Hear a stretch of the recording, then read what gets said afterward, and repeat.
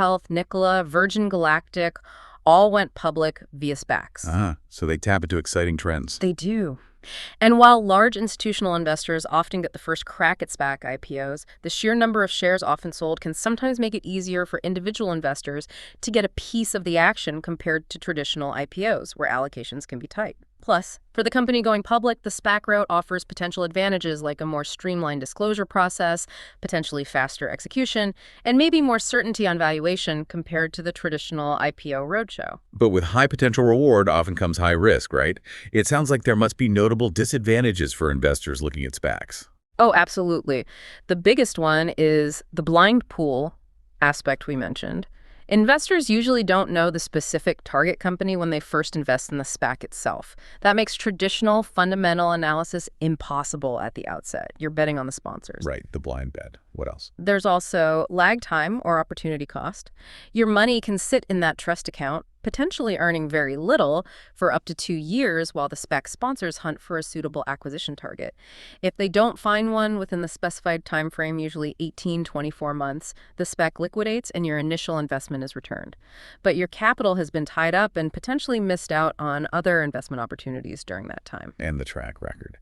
Do they actually perform well after the merger happens? It's definitely mixed. There was a Goldman Sachs report back in July 2020 that looked at SPAC performance.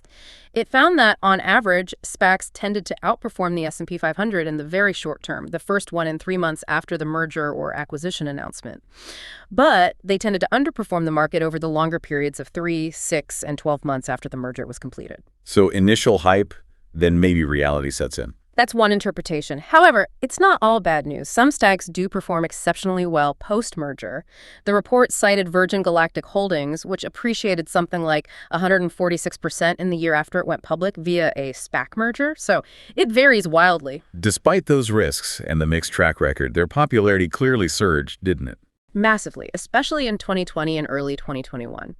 In 2020 alone, SPACs collectively raised an astounding $49.1 billion through IPOs.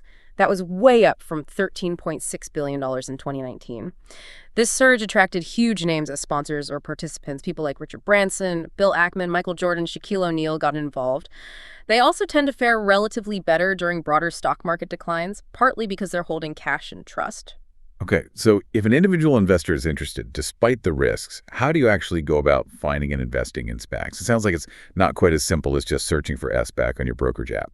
It's definitely not as straightforward as buying, say, Apple stock.